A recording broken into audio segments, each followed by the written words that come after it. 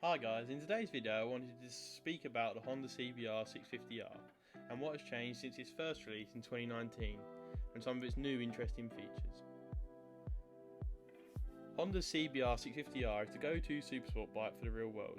It was originally priced at £7,949 when it first arrived in 2019. It handles sweetly just like the bigger brother, and according to a test by MCN, it achieved 138 miles per hour, which is just 1 mile per hour slower than the RS660, which costs over £10,000. However, importantly, it's not an RR, so it is considerably more roomy and comfortable than a race rep, but could easily do a track day on a sticky set of rubber.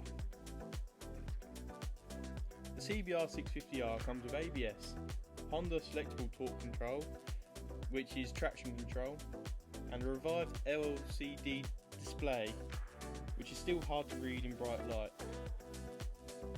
There is an extensive list of official accessories, such as heated grips, an up and down quick shifter, luggage and crash protection. However, none of this comes with it originally. The new 2023 model sees a few changes, primarily to the colour scheme, with the new black matte version now having blue accents rather than gold, and the red Grand Prix colours remaining heavily the same.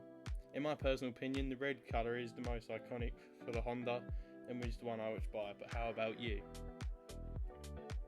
Since 2019, the price has risen by over £500, which makes it excessively more expensive than only 4 years ago.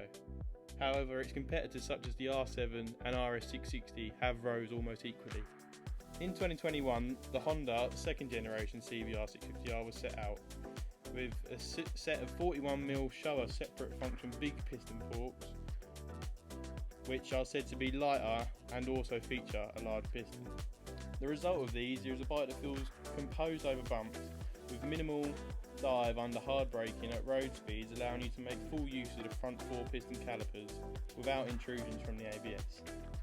Although non-adjustable, they are set up adequately for a session on your favourite switchbacks, but can crash over more rutted tarmac. The CBR650R uses the same liquid-cooled 649cc inline-4 engine. It comes with traction control and features new dual air intakes, revised cam timing and exhaust tweaks, which adds up to an extra 3 horsepower compared to the 650F. However, since 2019 it has remained at 94 horsepower, which is enough oomph in the mid-range but can be lacking compared to the super sport models of the 1000cc class, but that is to be expected.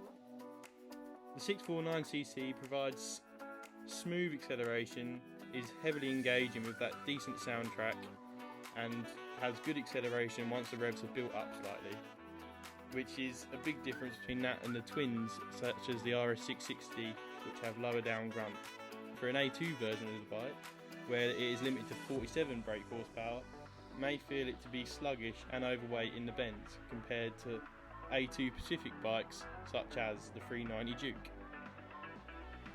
Overall, the 650R is a brilliant middleweight bike, and with even including its heavier weight compared to other models in the A2 bracket, it will still have that amazing inline 4 soundtrack, which is a rarity in that licence bracket. CBR once again. The fit and finish far outstretches the price tag, and it also comes with a 2-year warranty, a wide stretching dealer network in the UK. As you would expect, owners have nothing but good things to say about the life, commuting, touring and genuinely enjoying the Thai-built CBR650R2. There are no reliability or durability issues of either the 650R or the 650F model, which makes buying a second hand much more reassuring and viable. The main way in which the CBR650R does suffer when compared to its competitors such as the R7 and the RS660 is with its weight. The steel frame and the inline 4 makes it weigh at 270 kilos, which is significantly heavier than the RS660 and the R7. Here's a clip to have a quick listen to what it sounds like.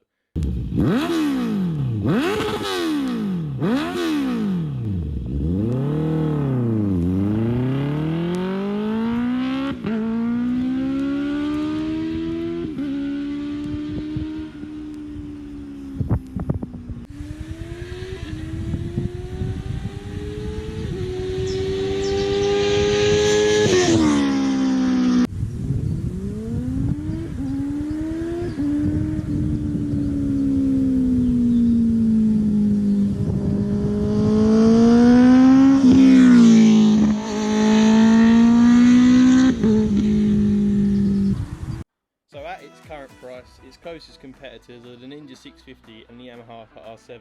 The RS60 is more expensive, that is its only true competitor with the R7. So is this bike the one you would pick out of these three? Please let me know in the comments below. Thanks for watching, and please leave a like and subscribe.